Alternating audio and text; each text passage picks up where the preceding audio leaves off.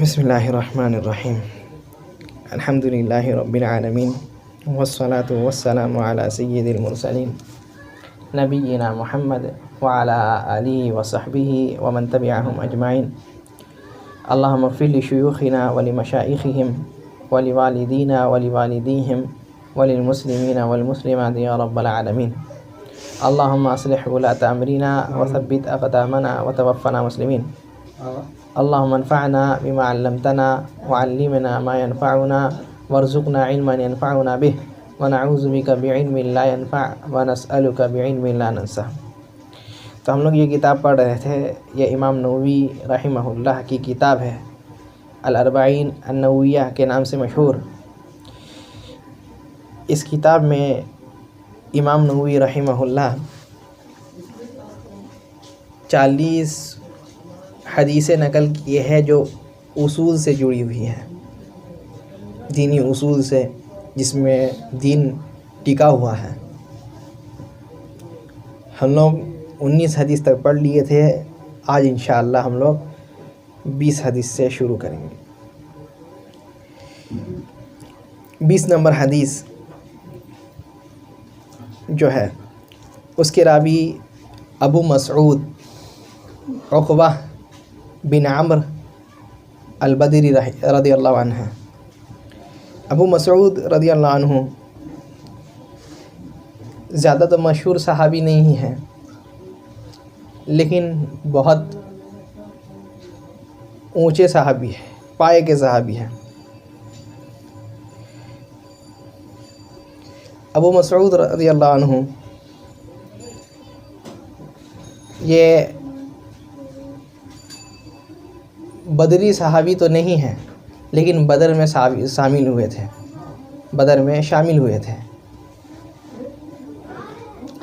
لیکن لڑ نہیں پائے۔ یعنی نبی صلی اللہ علیہ وسلم جو بدر کے بارے میں خصوصیات بتائے، بدر کی جو فضیلت بتائے کہ اللہ تعالیٰ نے اہل بدر سے کہہ دیا ہے اعملوا ما شئتم، جو تم کرنا چاہو کر لو، قد وجبت لکم الجنہ، تم لوگوں کے لیے جنت واجب ہو چکا ہے۔ یہ بدری لوگ کے جو بدری صاحب ہے، جو جنگ بدر میں حاضر تھے، ان لوگوں کے لیے۔ لیکن یہ بدر میں تھے، لیکن کیا کر رہے تھے؟ لوگوں کو پانی پلانے میں یہ تھے، تو اس وجہ سے جنگ میں شامل نہیں ہو سکے۔ عمر بن عبدالعزیز کا ایک زمانہ ہے۔ عمر بن عبدالعزیز، ان کو بھی ایک بہت اچھا خلیفہ مانا جاتا ہے، اپنے وقت بہت اچھے خلیفہ تھے۔ تو انہوں نے ایک بار نماز میں تاخیر کر دی، تو عروہ بن زبیر جو ایک تابعی ہے، وہ داخل ہو کر کے کہتے ہیں، اور مغیرہ بن شعبہ رضی اللہ عنہ جو ہیں کہتے ہیں کہ یعنی عروہ بن زبیر جو ہے وہ آ کر خبر دیتے ہیں کہ ان المغیرہ اخر الصلاۃ یوما، کہ مغیرہ بن شعبہ، یہ صحابی ہے مغیرہ بن شعبہ، انہوں نے نماز لیٹ سے پڑھا ہے۔ وہو بالعراق، اور یہ کہاں کی بات ہے؟ وہ عراق میں تھے۔ فدخل علیہ ابو مسعود، تو یہی صحابی ابو مسعود جن کی یہ حدیث ہے، جن کے بارے میں بات چل رہی ہے، یہ داخل ہوئے ان کے پاس۔ داخل ہو کر کے کہتے ہیں ما ھذا یا مغیرہ، اے مغیرہ یہ کیا ہے؟ میں نے ایسا کیوں کر رہے، دیر سے کیوں نماز پڑھیں؟ الیس قد علمت ان جبریل علیہ الصلاۃ والسلام نزل فصلی رسول اللہ صلی اللہ علیہ وسلم، کیا تم نہیں جانتے کہ جبریل علیہ السلام ایک بار نازل ہوئے اور نبی صلی اللہ علیہ وسلم کو نماز پڑھا ہے، اور نبی صلی اللہ علیہ وسلم ان کے پیچھے نماز پڑھے۔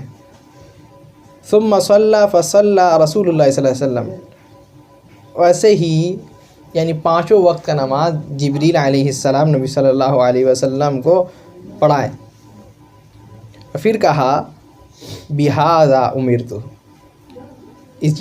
اسی چیز کا مجھے حکم دیا گیا ہے۔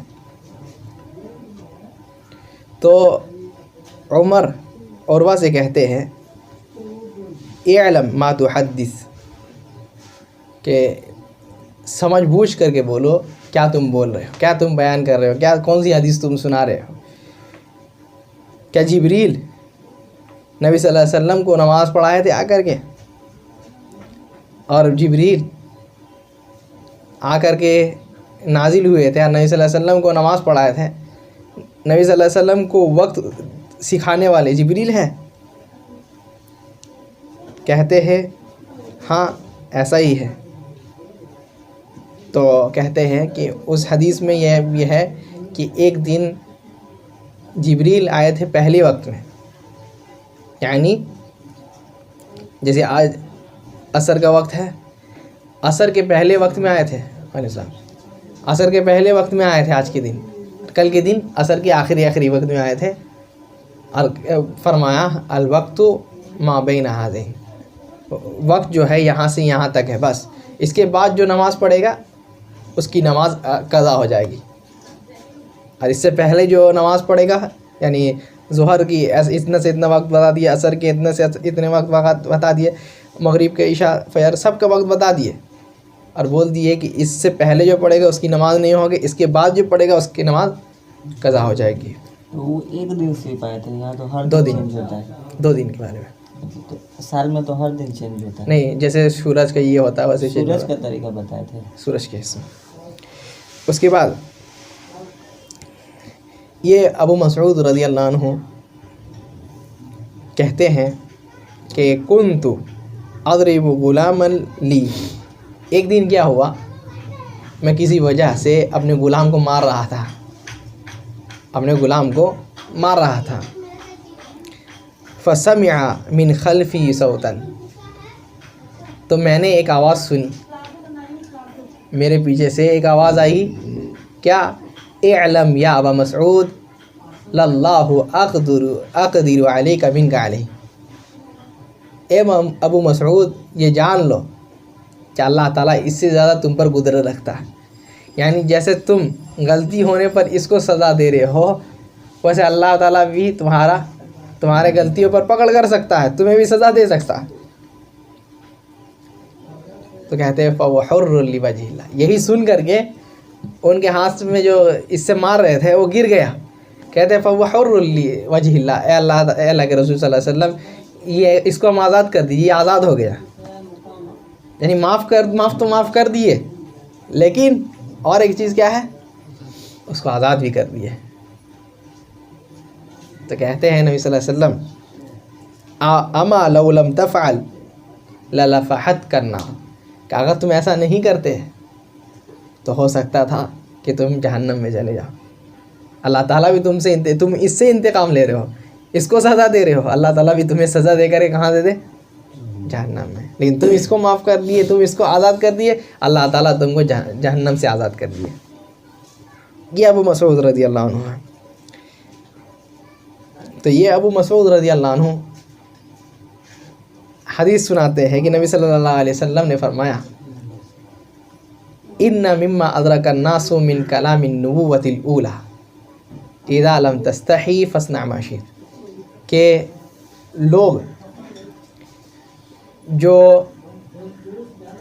نبوت سے پہلے یعنی پہلے نبوت جو آئی تھی، پہلے نبی لوگ جو آئے تھے ان کی شریعت میں جو تھا، اور اس شریعت میں وہ چیز ہے، وہ یہ ہے اذا لم تستحی فاصنع ما شئت، کہ اگر تمہارے اندر حیا نہیں ہے، تو فاصنع ما شئت، تم جو دل ہے تو کرتے رہو، جو دل آئے کرو۔ اچھا، ایک قصہ سنانا چاہیں گے، جو قصہ امام بخاری کے استاد کا ہے۔ امام بخاری رحمہ اللہ، ان کے ایک استاد ہے عبداللہ بن مسلمہ القعنبی، تو القعنبی کے نام سے مشہور ہیں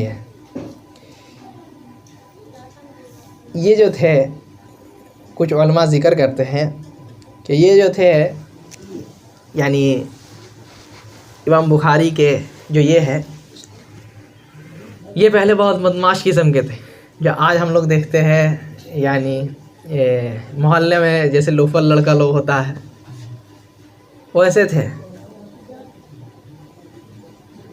بدتمیز تھے، بد زبان تھے، بد طریقہ تھے، یہ ساری چیزیں ان کے اندر تھیں۔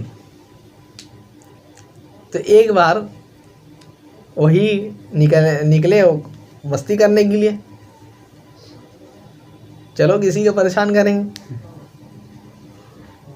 تو دیکھے کہ ایک محدث، اصل میں ان کو معلوم بھی نہیں تھا کہ کون ہے، ٹھیک ہے، تو ایک محدث کو دیکھے، ان کا نام تھا شعبہ بن حجاج، بہت بڑے امام ہیں، امام بخاری کے استاد ہیں یہ، تو انہوں معلوم نہیں تھا کون ہے، اور ان کے ساتھ ان کے شاگرد لوگ بھی تھے، ان کو گھیرے ہوئے، تو پوچھے، وہ ان کو معلوم نہیں تھا، تو پوچھے کون ہے یہ آدمی، تو بولے کہ یہ شعبہ ہے،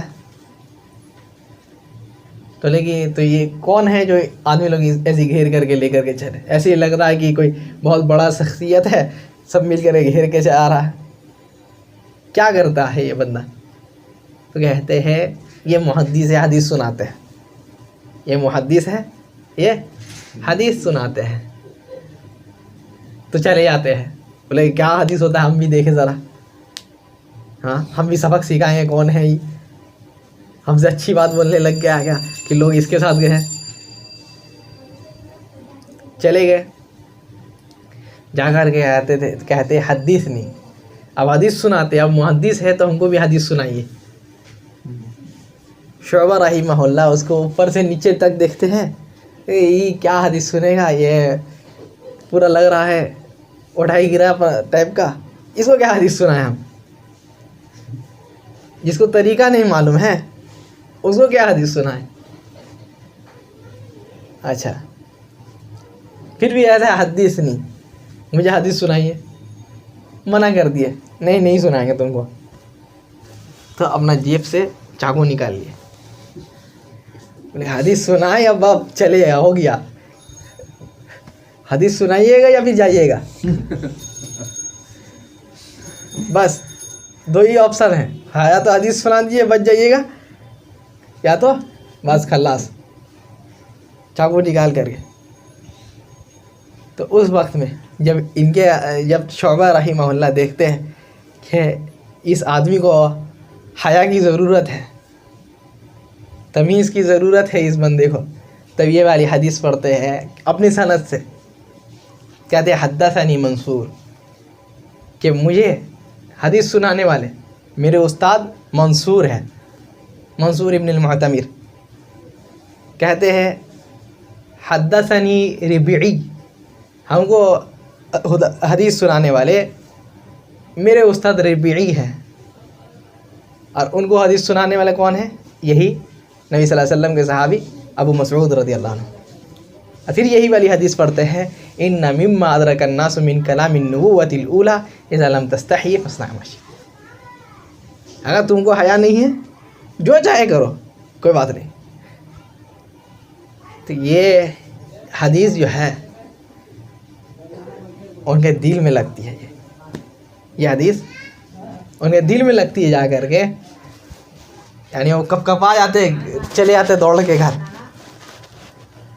رونا شروع کر دیتے، ہم کیا کر رہے تھے، پورا زندگی اسی چیز میں چلے گیا، بے حیائی میں، فالتو کاموں میں ہی چلے گیا۔ بہت یہ کرنے کے بعد اب سوچتے ہیں، رونے دھونے کے بعد سوچتے ہیں کہ اب حدیث پڑھیں گے، ہم بھی کیا کریں گے، حدیث پڑھیں گے، توبہ کر کے جاتے ہیں، بولیں گے حدیث پڑھنے جائیں گے، کس کے پاس جائے، لوگ کہتے ہیں کہ انہی کے پاس چلے جائیے، شعبہ کے پاس، کہتے ہیں نہیں ہم کو شرم آتی ہے، کیا اب جائیں گے تو پتہ نہیں کیا ہوگا، پہلے میں ہی ہمیں ایسا حرکت کر دیے، چاقو دکھا دیے، آدمی تھپڑ کسی کو مار دے تو اس کے سامنے نہیں جانتا، یہ بندہ چاقو دکھا دیا اس کو، تو پتہ نہیں کیا ہوگا۔ تو کہتے ہیں، کوئی آدمی کہتے ہیں چلے آئیے، تب مدینہ چلے جائیے امام مالک کے پاس، امام مالک سے پڑھ لی جا کر، تو امام مالک کے پاس جا کر کے پڑھتے ہیں، اور بہت ساری روایت کرنے والے امام مالک سے یہی ہے. یہاں تک کہ امام مالک سے پوچھا جاتا کہ ہم لوگوں کو متقی آدمی کو دیکھنا ہے کس کو دیکھے, تو کہتے تھے یہی کو دیکھو القعنبی. متقی پرہیزگار آدمی دیکھنا ہے, یہ دیکھو یہ جو بیٹھا ہوا القعنبی یہی ہے متقی پرہیزگار آدمی. ایسا بدلا, اتنے بڑے امام بنے کہ امام بخاری, امام مسلم, جتنے بھی محدث ہیں آئے اس زمانے میں ان کے استاد بن گئے. یہ حدیث ہے. اس حدیث میں نبی صلی اللہ علیہ وسلم حیا کے بارے میں بتائے. وعلیکم السلام ورحمۃ اللہ وبرکاتہ. تو اس حدیث میں نبی صلی اللہ علیہ وسلم حیا کے بارے میں بتائے کہ حیا وہ ہے کہ آدمی کو بدل دے. ہاں, اور اگر کسی کا اندر حیا نہیں ہے تو وہ جو چاہے کرے. کیا مطلب ہوا جو چاہے کرے؟ اللہ سے ڈرے نہیں ہے اس کو. یعنی اس کا مطلب علماء مطلب بیان کرتے ہیں کہ جو چاہے کرے, یہ ایک اس کے لیے دھمکی ہے کہ ابھی دنیا میں جو چاہتے ہیں وہ کر لو تم, قیامت کے دن اللہ تعالیٰ جو چاہیں گے وہ کریں گے.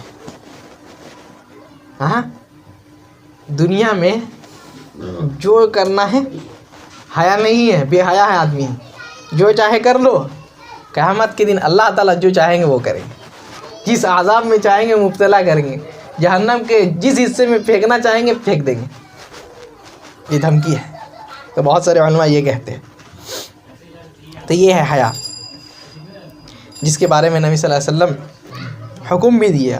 اور اس حیا کے بارے میں نبی صلی اللہ علیہ وسلم نے فرمایا کیا, یہ حیا جو ہے الحیاء من الایمان, حیا جو ہے یہ ایمان کا ایک حصہ ہے.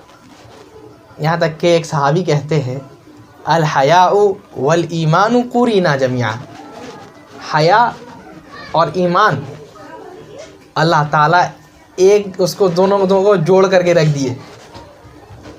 جیسے سمجھ لیجئے ایک بندہ کا پیر دوسرے بندہ سے ہم اگر باندھ دے, جوڑ دے ان لوگ کو, تو ایک اگر آگے بڑھنا چاہے گا تو دوسرا بھی اس سے گھسیٹ کر کے آگے جائے گا نا. وہ ایسے ہی حیا اور ایمان کو اللہ تعالیٰ جوڑ دیے. فَإِذَا ذَهَبَ وَاحِدٌ ذَهَبَ آخَرُ, انسان کے اندر سے ایک چیز نکل گیا, حیا نکل گیا تو ایمان بھی نکل جائے گا, ایمان نکل گیا تو حیا بھی نکل جائے گا. تو نبی صلی اللہ علیہ وسلم حیا کے بارے میں یہ فرمایا. ایک بندہ نبی صلی اللہ علیہ وسلم کے زمانے میں اپنے بھائی کو حیا کے بارے میں بتا رہا تھا, حیا کے بارے میں اس کو بتا رہا تھا. تو نبی صلی اللہ علیہ وسلم دیکھ کر کے بولے دعہ فإن الحیاء من الایمان, کہ اس کو چھوڑ دو کیونکہ حیا جو ہے وہ ایمان کا حصہ ہے. اگر اس کے اندر ایمان ہے تو ضرور حیا کرے گا. اور حیا ہے مطلب ایماندار ہے. اور نبی صلی اللہ علیہ وسلم اسی حیا کے بارے میں فرماتے ہیں کہ یہ حیا جس چیز کے اندر گھس جائے اس چیز کو اچھا کر دیتی ہے. نبی صلی اللہ علیہ وسلم فرماتے ہیں, انس رضی اللہ عنہ سے روایت ہے, نبی صلی اللہ علیہ وسلم نے فرمایا ما کان الفحش فی شیء الا شان, جس چیز میں بے حیائی گھس جائے اس کو خراب کر دیتی ہے. وما کان الحیاء فی شیء الا زانا, اور جس چیز میں حیا گھس جائے, جس چیز میں حیا گھس جائے اس چیز کو اچھا کر دیتی, مزین کر دیتی, سدھار دیتی ہے. حیا یہ چیز ہے. اور ایک چیز نبی صلی اللہ علیہ وسلم نے فرمایا اس حیا کے بارے میں کہ یہ جو حیا ہے یہ اللہ کی صفت میں سے, اللہ کی حیا کرنا اللہ کی صفت میں سے. نبی صلی اللہ علیہ وسلم نے فرمایا کہ ان اللہ حی ستیر, اللہ تعالیٰ حیا کرنے والا ہے. ستیر اور کیا ہے, ستیر ہے یعنی ہم کہہ سکتے ہیں کہ پردے میں ہے. تم لوگوں کے کیا چاہیے, فَإِذَا غَسَلَ أَحَدُكُمْ فَلْيَسْتَتِرْ, جب تم میں سے فَإِذَا اغْتَسَلَ أَحَدُكُمْ فَلْيَسْتَتِرْ, تم میں سے کوئی اگر نہانے کو جائے تو سب کے سامنے نہانا شروع نہیں کر دے, یہ سب کے سامنے نہانا شروع کر دیا نہیں. فَإِذَا اغْتَسَلَ أَحَدُكُمْ فَلْيَسْتَتِرْ، تم میں سے کوئی اگر نہائے تو الگ سی جگہ میں جا کر کے نہائے۔ اچھا، ایک صحابی کے بارے میں آتا ہے، وہ کہہ رہے تھے، یہی حدیث سنا رہے تھے کہ الحیاء لا یأتی الا بخیر۔ نبی صلی اللہ علیہ وسلم نے فرمایا کہ الحیاء لا یأتی الا بخیر، کہ حیا سوائے خیر کے اور کچھ نہیں ہے، سوائے خیر کے حیا اور کچھ نہیں ہے، یعنی خیر ہی خیر ہے اس میں۔ تو ایک سننے والے نے کہہ دیا ان فی الحیاء وقارا وان فیہ سکینہ، ارے آدمی حیا میں جب آتا ہے تو بہت سارے جگہ میں چپ ہو جاتا ہے، بہت سارے جگہ میں اس کو نقصان ہو جاتا ہے، تو آپ کیسے بول دے رہے یہ حیا خیر کا چیز ہے، اس میں خیر ہی خیر ہے، کیسے بول دے رہے؟ تو کہتے ہیں حدثتک عن رسول اللہ صلی اللہ علیہ وسلم وتحدثنی عن صحیفتک، کہ میں نبی صلی اللہ علیہ وسلم کی حدیث سنا رہا ہوں اور تم اپنی بات کرتے ہو۔ حدیث کس کی ہے؟ نبی صلی اللہ علیہ وسلم کی، اور تم اپنی بات اپنی رائے پیش کر رہے ہو کہ نہیں ایسا بھی ہوتا ہے، ایسا بھی ہوتا ہے۔ نبی صلی اللہ علیہ وسلم کی حدیث آ جائے تو مثال نہیں دیا کرو۔ اور نبی صلی اللہ علیہ وسلم یہ جو صفت ہے یعنی حیا، صحابی یہ کہتے ہیں کہ نبی صلی اللہ علیہ وسلم بھی حیا کرتے تھے۔ کیا؟ ابو سعید خدری رضی اللہ عنہ کہتے ہیں کان النبی صلی اللہ علیہ وسلم اشد حیاء من العذراء فی خدریہا، کہ ایک کماری لڑکی، آج کی نہیں، آج کل کی لڑکی نہیں، کیونکہ آج کل کی لڑکی تو اس سے زیادہ بے حیا اور کوئی نہیں ہے، ہاں آج کل کی لڑکی نہیں، جو ایسی لڑکی جو اچھے گھرانے سے ہو، شریف خاندان سے ہو، نبی صلی اللہ علیہ وسلم کے بارے میں کہا جاتا ہے کہ وہ ایک کماری لڑکی، اس سے زیادہ حیا کرنے والے نبی صلی اللہ علیہ وسلم تھے، اس سے زیادہ حیا والے نبی صلی اللہ علیہ وسلم تھے۔ آج کی لڑکی کو دیکھیے، لڑکا بھی اس کے سامنے فیل ہو جاتا ہے، لڑکی لڑکے سے زیادہ بھی حیا ہوتی ہے، ہو گئی ہے ایک دم۔ آخری چیز نبی صلی اللہ علیہ وسلم کہتے ہیں اللہ تعالیٰ حیا کرنے والے سے محبت کرتے ہیں، اللہ تعالیٰ حیا کرنے والے سے محبت کرتے ہیں۔ کہتے ہیں ان اللہ حی صدیر یحب الحیا، اللہ تعالیٰ خود حیا کرنے والا ہے، اور یحب الحیا والستر، اللہ تعالیٰ حیا کو پسند کرنے والا ہے، اللہ تعالیٰ اس سے محبت کرتا ہے۔ ایک بندہ تھا مدینہ میں آیا نبی صلی اللہ علیہ وسلم سے بیعت کرنے کے لیے، اس کا نام تھا غالباً اشج، یعنی اس کو اس وجہ سے کہا جاتا تھا ایسا کیونکہ اس کے سر میں بال غائب ہو گیا تھا، یعنی بیماری ہوتا ہے کہ سر میں بال غائب ہو جاتا، اس وجہ سے۔ ہاں تو آیا تھا نبی صلی اللہ علیہ وسلم کے دربار میں، اپنے ساتھیوں کے ساتھ آیا تھا، تو اس کے ساتھ ہی جیسے ہی مدینہ کے ایک مسجد نبوی کے قریب پہنچے، یہ دیکھیں کہ نبی صلی اللہ علیہ وسلم کا حلقہ سب اتر گئے، اس میں کوئی گھوڑا میں تھا، کوئی اونٹ میں تھا، سب اتر گئے، اتر کے جا کر کے نبی صلی اللہ علیہ وسلم میں ملنے لگے۔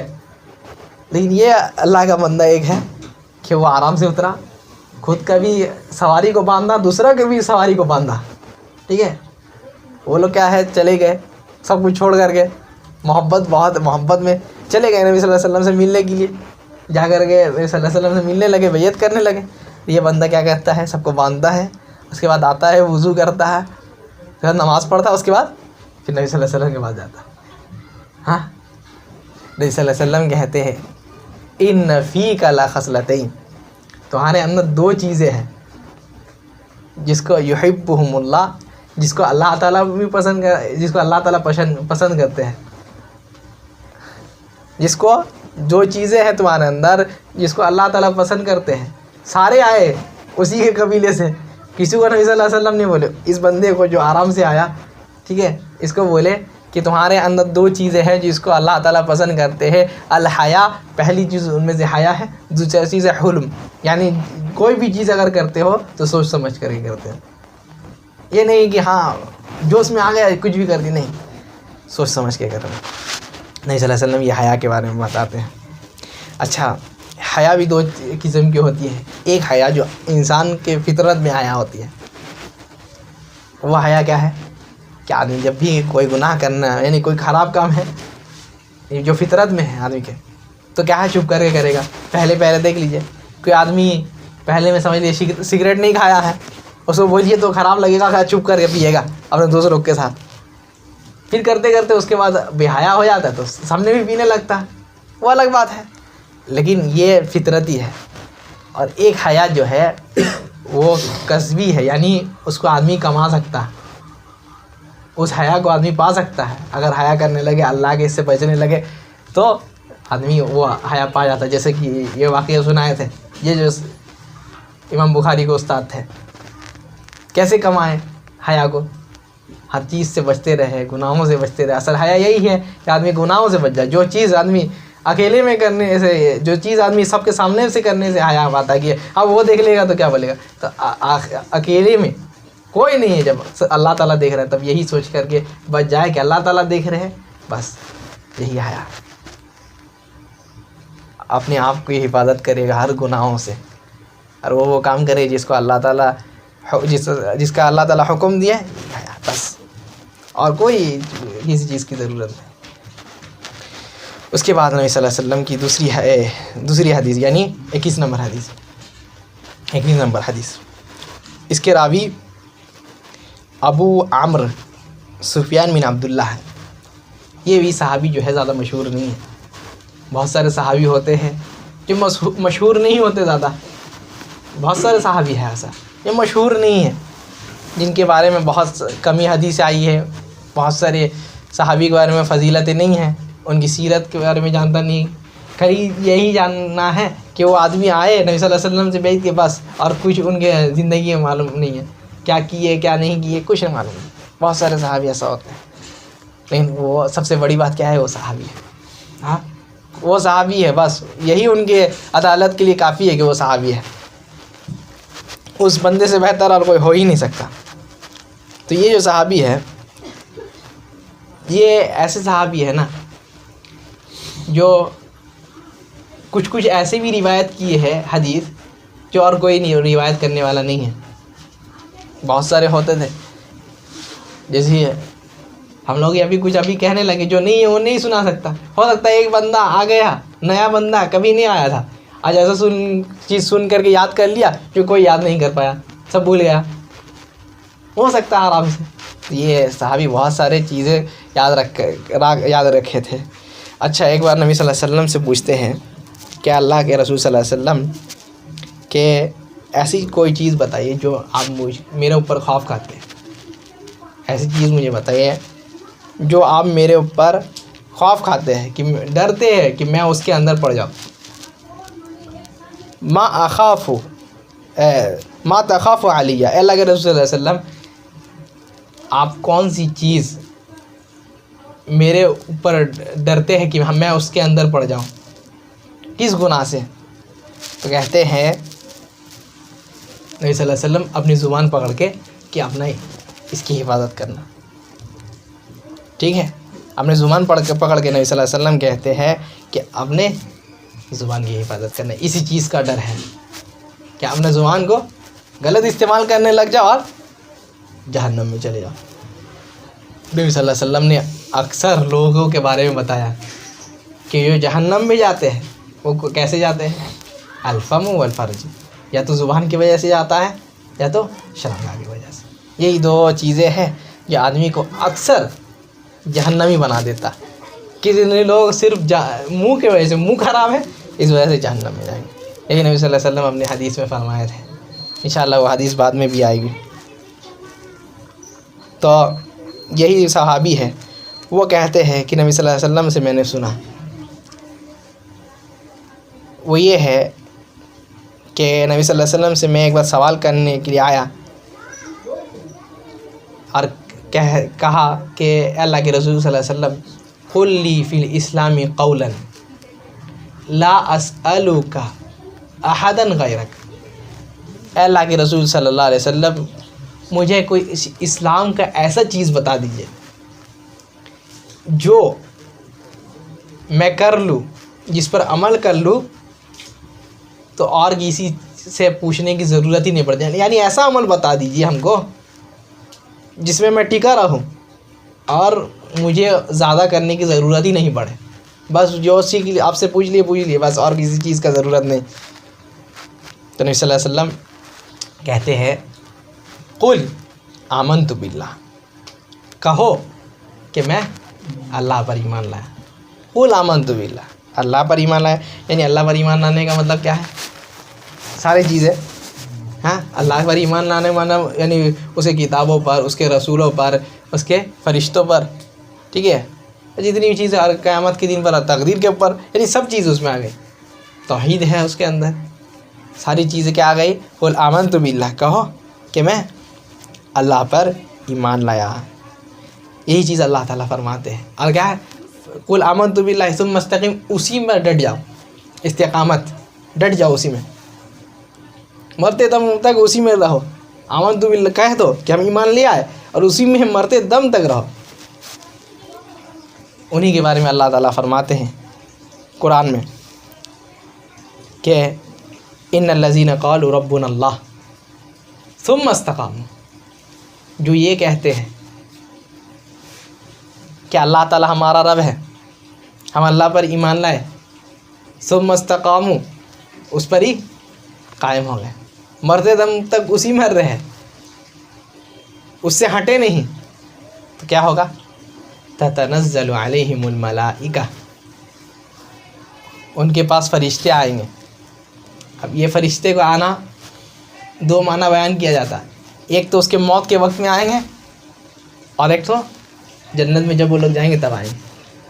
تتنزل علیہم الملائکہ اللہ تخافوا ولا تحزنوا وابشروا بالجنۃ التی کنتم توعدون، فرشتے آئیں گے اور کہیں گے السلام علیکم، کیا کہیں گے؟ سلام کریں گے فرشتے۔ جب آدمی مرنے لگتا ہے تو فرشتے اگر جو اچھا آدمی ہوتا ہے اس کو آگے سلام کرتے ہیں اور کہتے ہیں اللہ تخافوا ولا تحزنوا، ڈرنے کی ضرورت نہیں ہے، اللہ تخافوا، ڈرو نہیں کہ اللہ تعالیٰ کا عذاب پکڑ لے گا، اللہ کے عذاب کا شکار ہو جاؤ گے، اس چیز کا ڈر نہیں رکھو، اللہ تخافوا، تمہارے لیے کوئی خوف نہیں ہے، ولا تحزنوا، اور غم بھی مت ہو کہ جو چیز چھوڑ کر کے جا رہے دنیا میں، کیا کیا چھوڑ کر کے جا رہے ہیں، بیوی بچہ مال دھال سب کچھ، اس چیز کا غم نہیں کرو، اللہ تعالیٰ حفاظت کرنے والا۔ اللہ تخافوا ولا تحزنوا وابشروا بالجنہ، اور تمہیں کس چیز کی بشارت دی جا رہی ہے؟ جنت کی، بما کنتم توعدون، جس چیز کا تمہیں وعدہ کیا گیا تھا، جس چیز کا تمہیں وعدہ کیا گیا تھا وہ جنت کی تمہیں بشارت دی جا رہی ہے۔ کس وجہ سے؟ آدمی ایمان تو لایا اللہ کے اوپر، کیا کیا اس کے بعد؟ استقامت، یعنی اس پر ہی ڈٹ گیا، ٹھیک ہے۔ اللہ تعالیٰ، اچھا، استقامت کا کچھ معنی بیان کرتے ہیں، اس سے پہلے ابن تیمیہ رحمہ اللہ کا قول پڑھیں گے۔ کہتے ہیں کہ فقہا لوگ جو لوگ دین کا سمجھ بوجھ رکھتے ہیں، وہ لوگ آمنت باللہ کا یہ معنی بیان کرتے ہیں، جن میں سے بہت سارے امام کا نام بھی گناتے ہیں، لیکن ان کا نام ہم نہیں گناتے۔ کہتے ہیں، وہ لوگ کہتے ہیں الایمان قول و عمل، ایمان کس کا نام ہے؟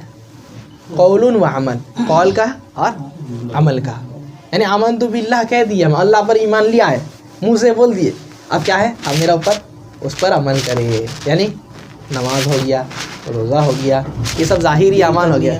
ہاں، دل کا دیا تو آمنت باللہ جب ہم کہہ دی ہو گیا، منہ سے کہہ دی ہو گیا، اوپر سے بول دے اندر میں نہیں، ہاں وہ الگ بات ہے، اس کا اللہ تعالیٰ دیکھیں گے، ٹھیک ہے۔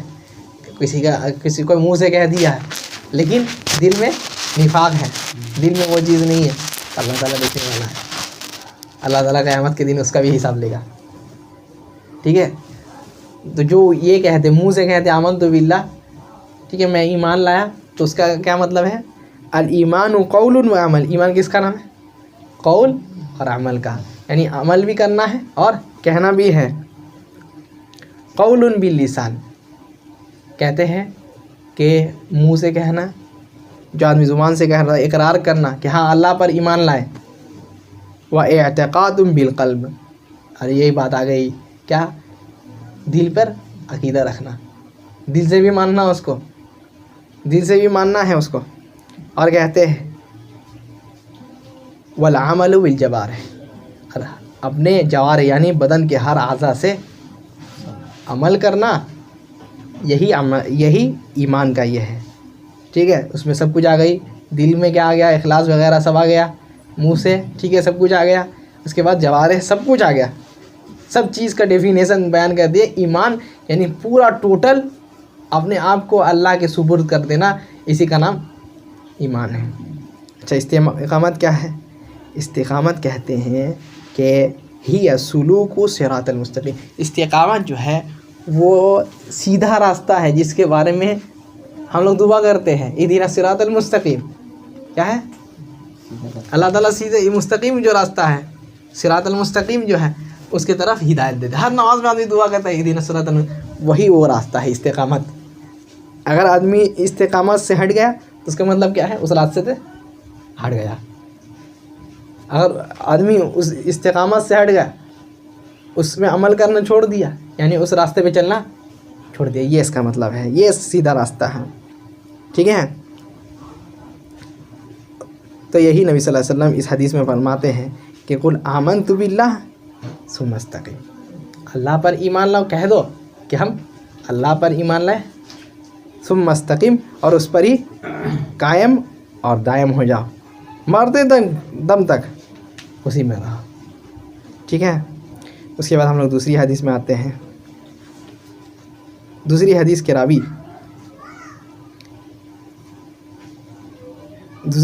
راوی جابر بن عبداللہ.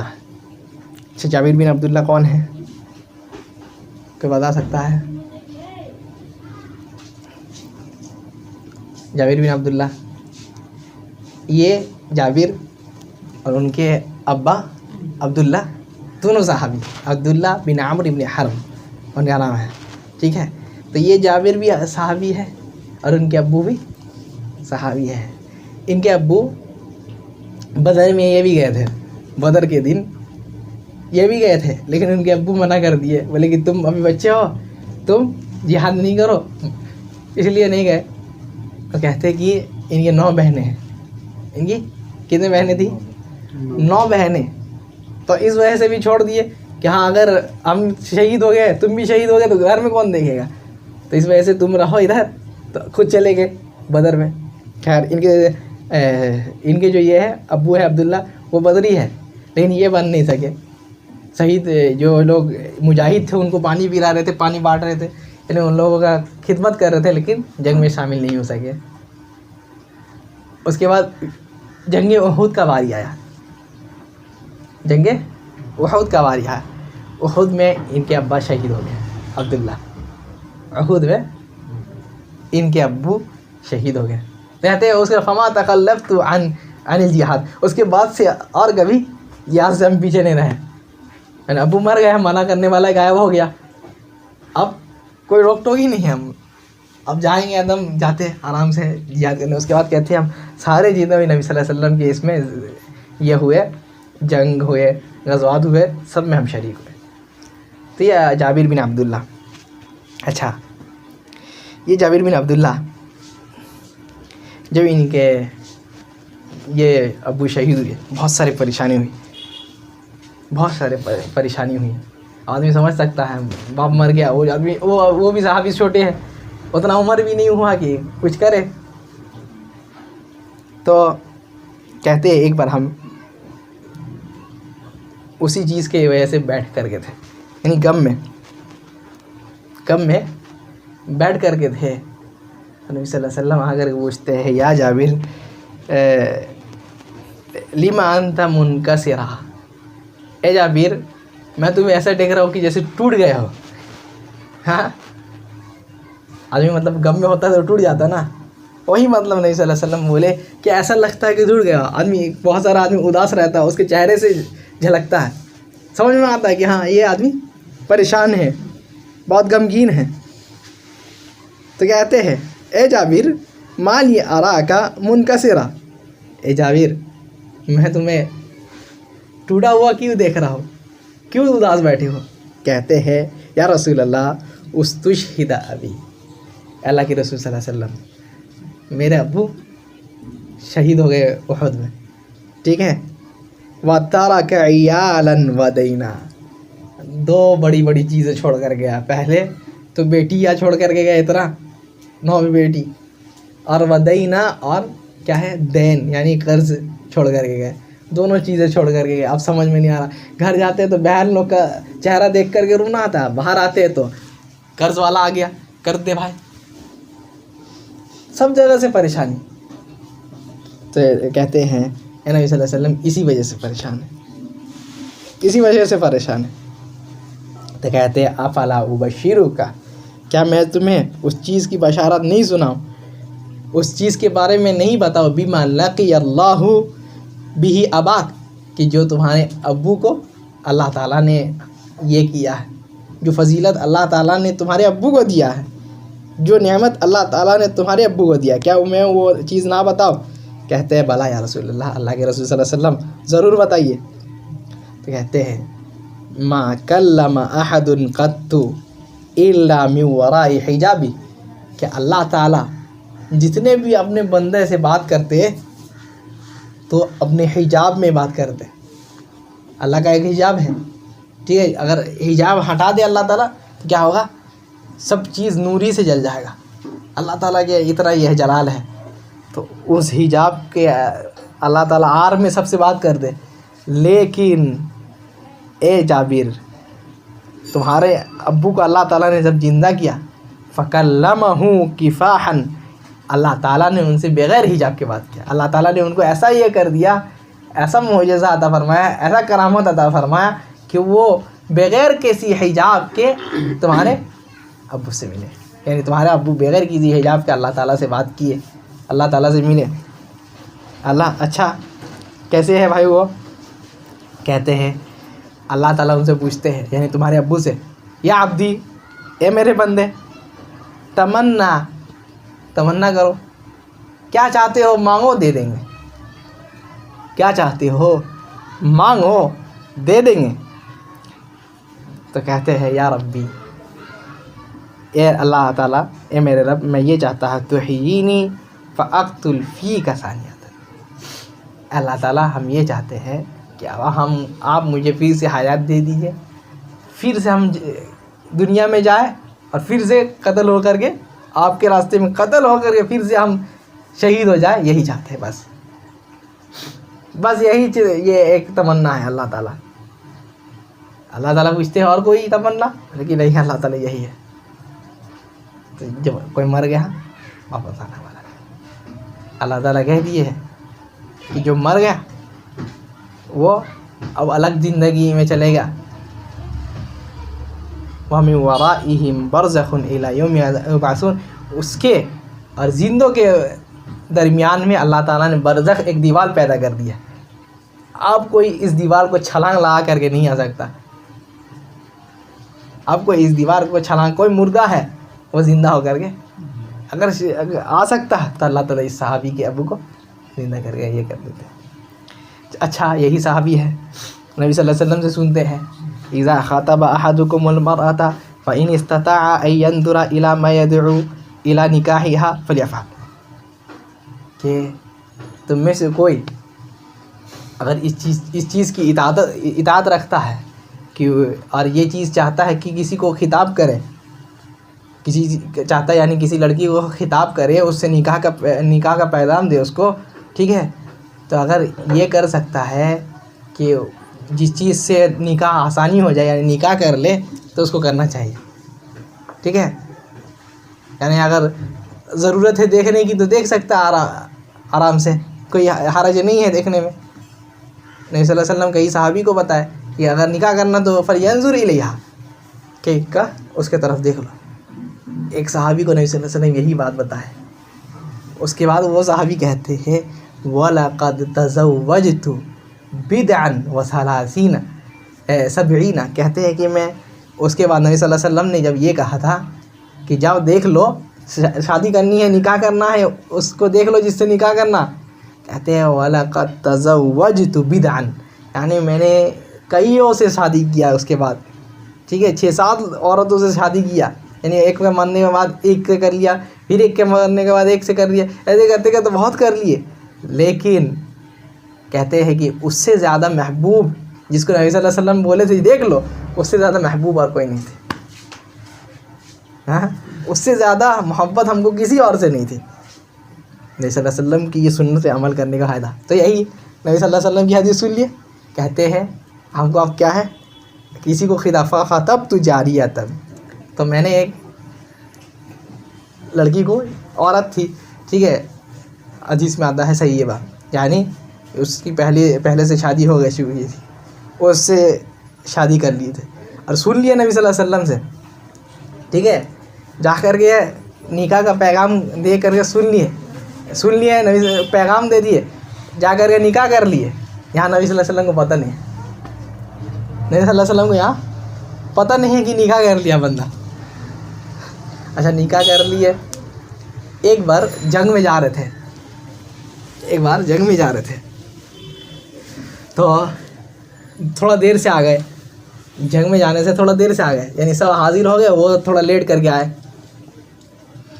نبی صلی اللہ علیہ وسلم پوچھے ماشاء اللہ کا، اے جابر کیا ہوا، ادھر لیٹ سے کیوں آئے ہو؟ بولے کہ یہ جو میرا اونٹ ہے وہ بیچ میں تھک گیا تھا، تو وہ نخرہ کرنے لگ گیا، عجیب حرکت کر لیا، تو کیا کیا ہم تھوڑا رک گئے، اس کے بعد آرام سے آئے. یہی بولے. تو نبی صلی اللہ علیہ وسلم خیر اونٹ کے لیے بھی بہت کچھ کیے، تو اونٹ میں برکت ہو گیا. خیر اس کے بعد جب چڑھتے ہیں اپنے اس میں، تو نبی صلی اللہ علیہ وسلم پوچھتے ہیں، کوئی داغ دیکھ لیتے ہیں ان کے کپڑے میں.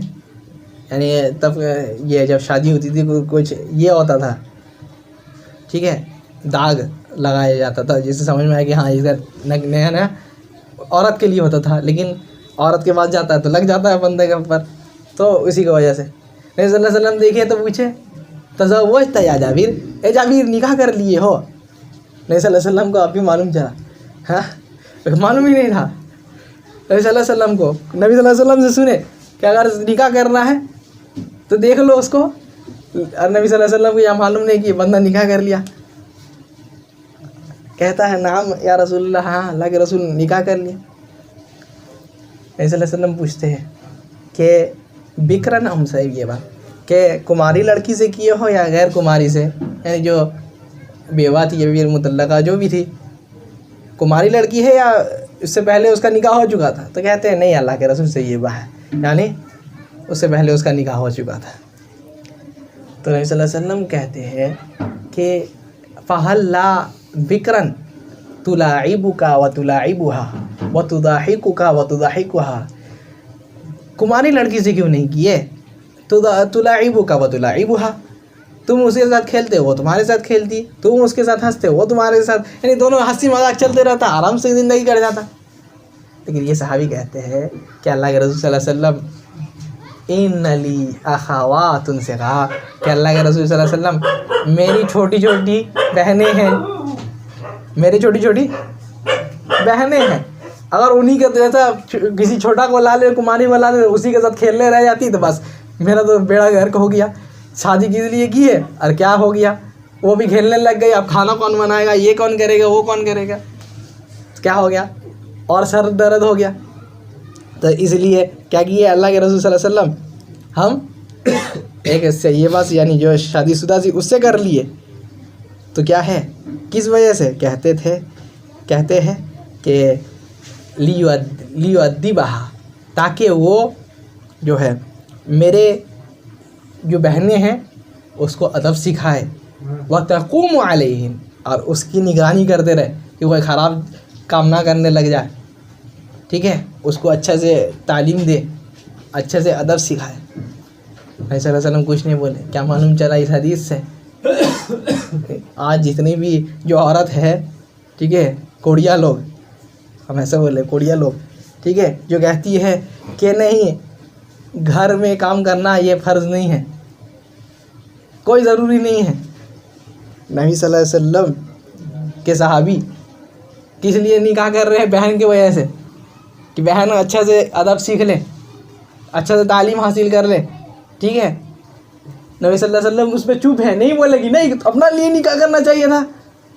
کیا سمجھ میں آیا؟ یہ بھی سنت ہے، یہ بھی سنت ہے.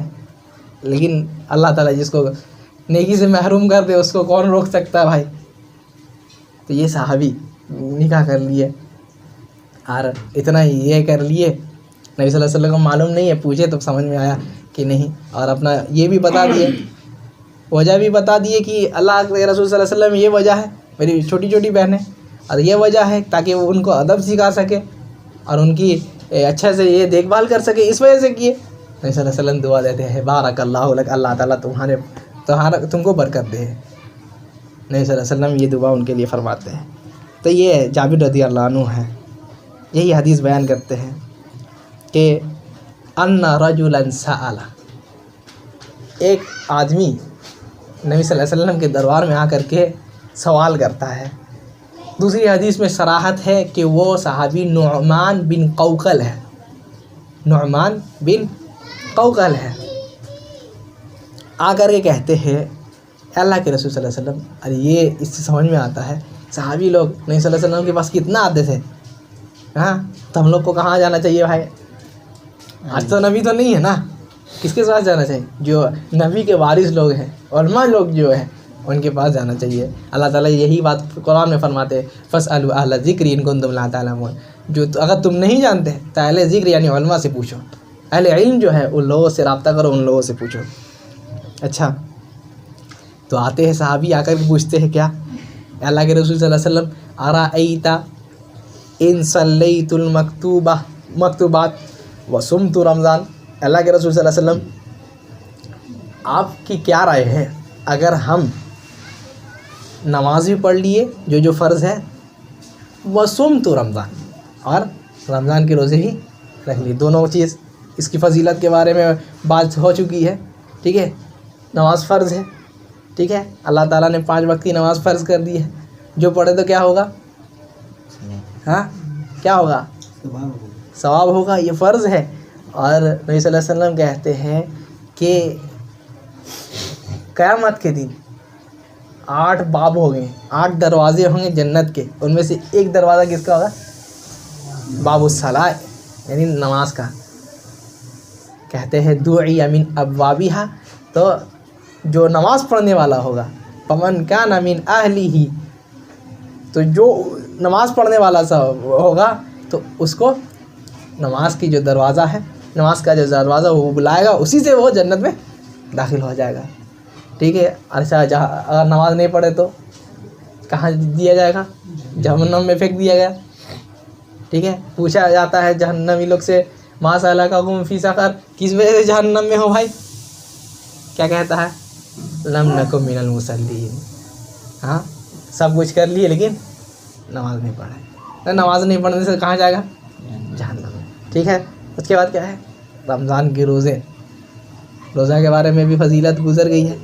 الصوم لی وانا اجزی بہ، اللہ تعالیٰ کہتے ہیں کہ روزہ جو ہے وہ میرے لیے ہے، اس کا جزا جو ہے، اس کا بدلہ میں ہی دوں گا.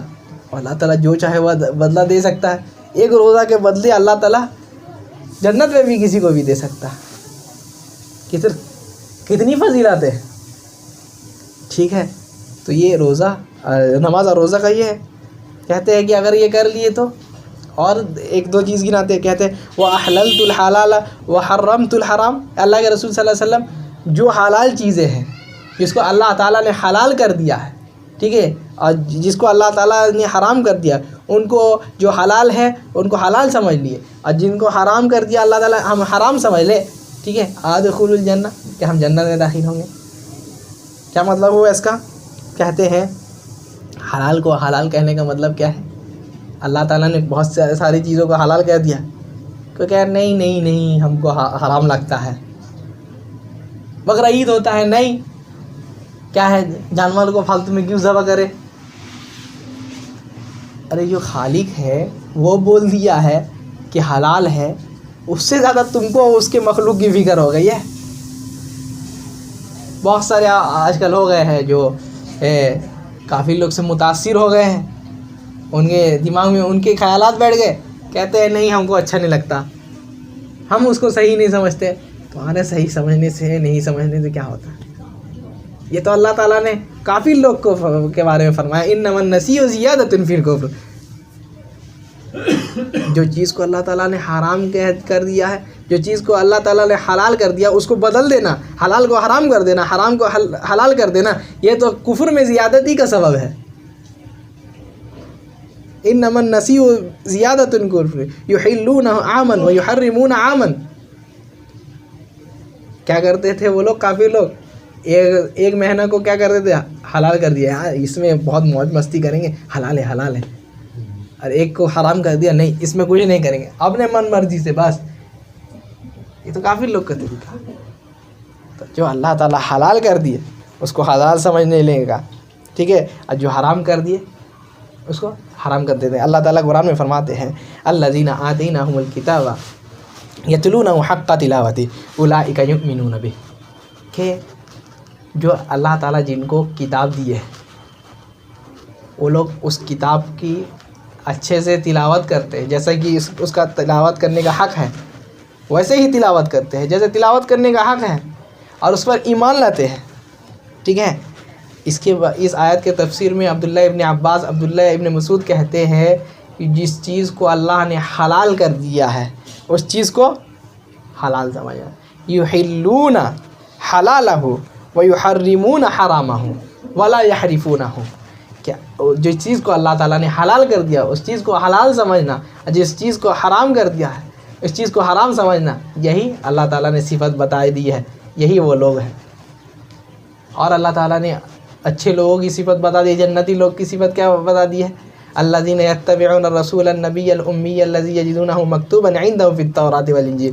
کیا ہے, جو لوگ اس نبی کی اتباع کرتے ہیں جن کے بارے میں تورات میں بھی ہے انجیل میں بھی ہے. یأمرون بالمعروف, اور کیا کرتے ہیں اچھی چیز کا حکم دیتے ہیں, وینہون عن المنکر, اور برائی کی چیز سے روکتے ہیں. اور کیا ہے, وَيُحَرِّمُ عَلَيْهِمُ الْخَبَائِثَ, جو چیز کو اللہ تعالیٰ نے حرام کر دیا اس کو حرام سمجھتے ہیں. وَيُحِلُّ لَهُمُ الطَّيِّبَاتِ, اور جو چیز حلال ہے اس کو حلال سمجھتے ہیں. جو طیبات ہے, جو اچھی چیزیں ہیں اس کو حلال سمجھتے ہیں. تو یہ لوگ ہی کون ہیں؟ ہاں, اللہ تعالیٰ ان کو کے بارے میں کہتے ہیں یہ لوگ ہی سچے پکے مسلمان ہیں, یہ لوگ ہی سچے پکے اتباع کرنے والے, یہ لوگ جنتی ہیں. تو یہی صحابی پوچھتے ہیں ادخلوا الجنہ, کتنا عمل بیان کیے. اللہ کے رسول صلی اللہ علیہ وسلم فرض نماز رکھ لی, ٹھیک ہے, فرض روزہ رکھ لیے, جو اللہ تعالیٰ نے حلال کیا ہے, ٹھیک ہے, یعنی جو حلال کام ہے وہ بھی آ گیا اس میں. جو حلال کام ہے اللہ تعالیٰ نے حلال کرنے کے لیے بولا یہ کرو یہ کرو, وہ کر لیے. حرام جس سے بولا کہے اللہ تعالیٰ رک جاؤ, شرک ہوا بدعت ہوا جتنا کچھ ہے اس سے کہے کہ رک جاؤ, رک گئے. ادخلوا الجنہ, اتنا کی چیز کر لیے کہ ہم جنت میں داخل ہو جائیں گے. اور کہتے ہیں اور ایک شرط لگا دیتے والا ازید علی ذلک, اللہ کے رسول صلی اللہ علیہ وسلم اس سے زیادہ اور نہیں چاہیے. ہاں, ولم ازید علی ذلک, اللہ کے رسول صلی اللہ علیہ وسلم یہی ہے بس. ہاں, اس سے زیادہ ہم کو نہیں ہوگا.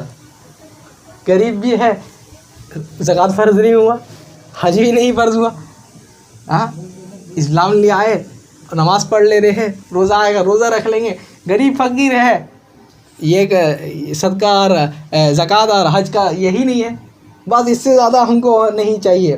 ولم ازید علی ذلک, اس سے زیادہ اور کچھ نہیں کرے کہ ہم جنت میں داخل ہوں گے. نبی صلی اللہ علیہ وسلم کہتے ہیں نعم, ہاں جنت میں داخل ہو جاؤ.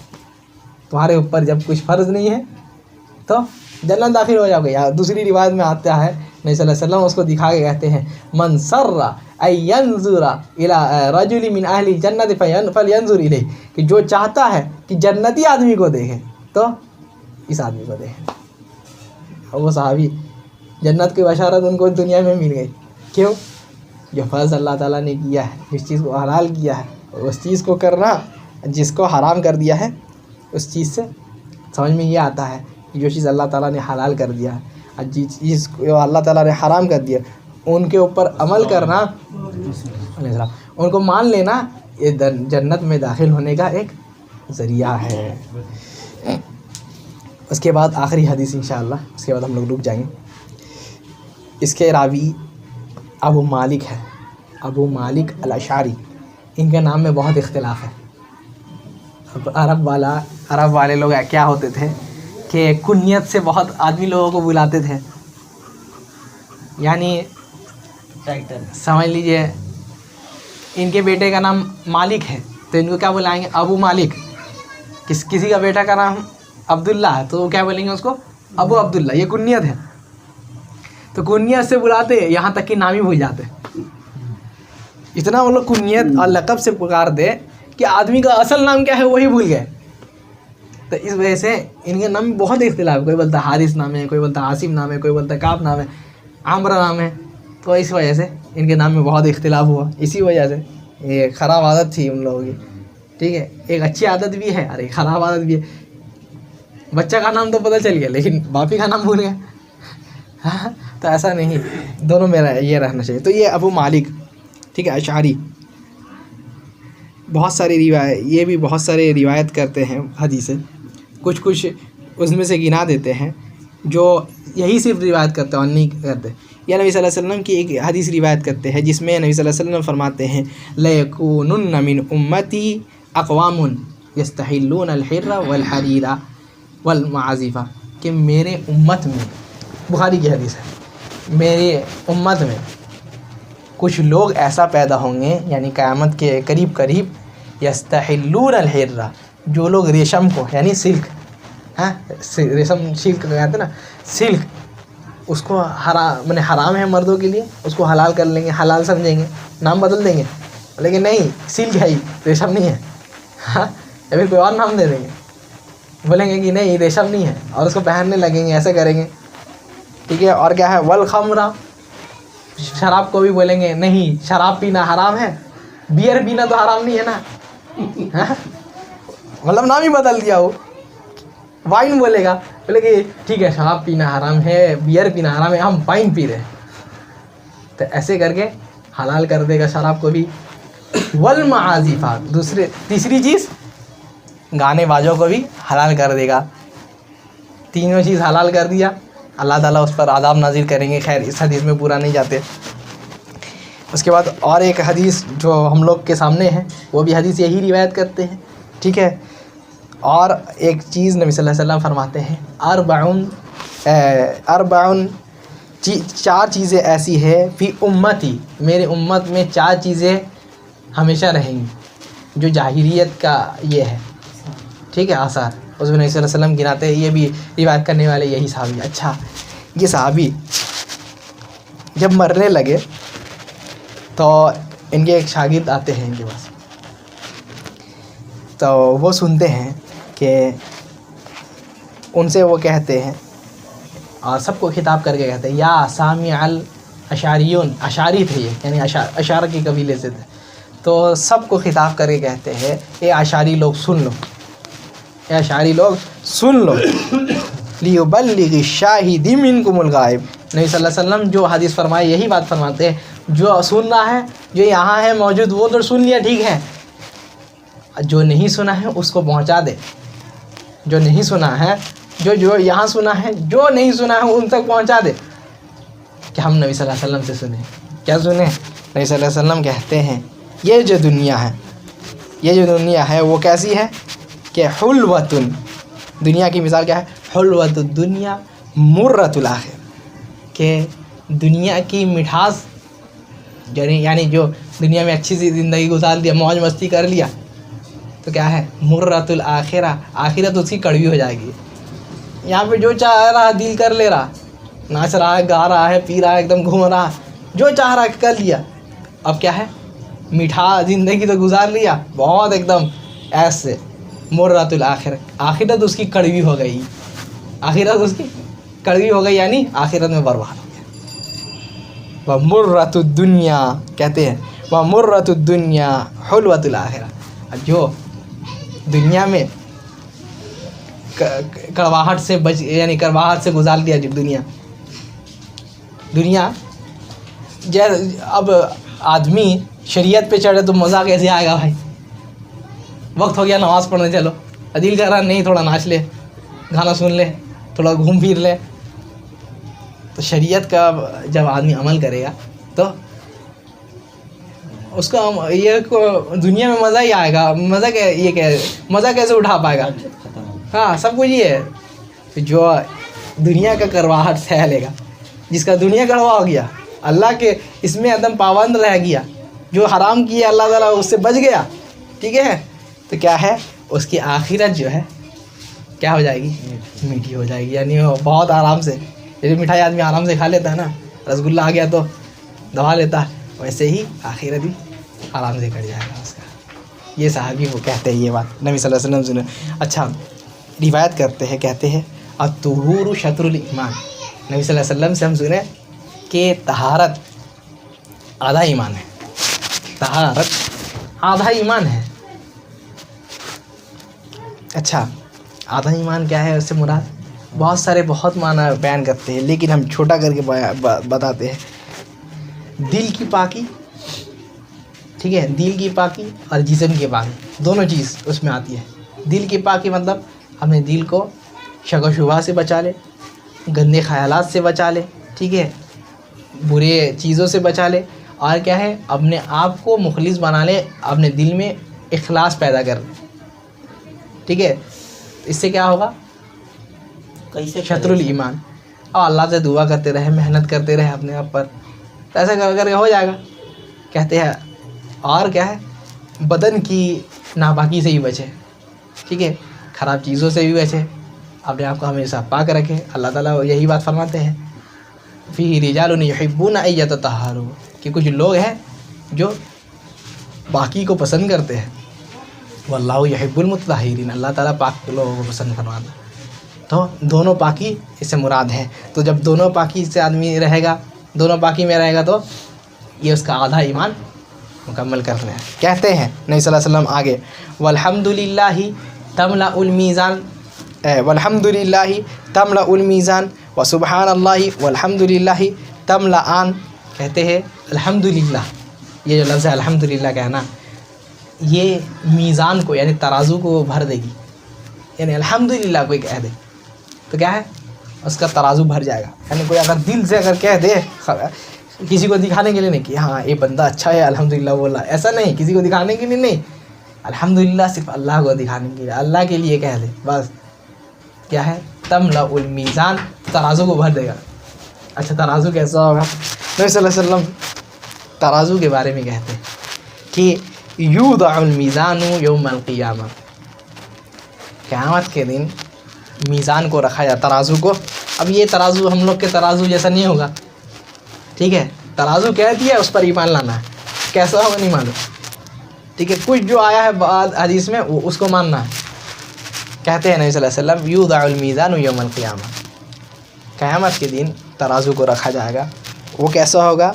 فَلَوْ وُزِنَ فِيهِ السَّمَاوَاتُ وَالْأَرْضُ لَوَسِعَتْ, کہ اگر وہ ترازو ایسا ہوگا کہ اگر آسمانوں اور زمینوں کو رکھ دیا جائے اس پر, تبھی وہ بڑا ہوگا, تبھی بچ گیا اس کا جگہ. ایسا ترازو ہوگا, سبحان اللہ, ایسا ترازو ہوگا. تو اس ترازو کو الحمدللہ صرف آدمی دل سے کہہ دے, بھر دے گا.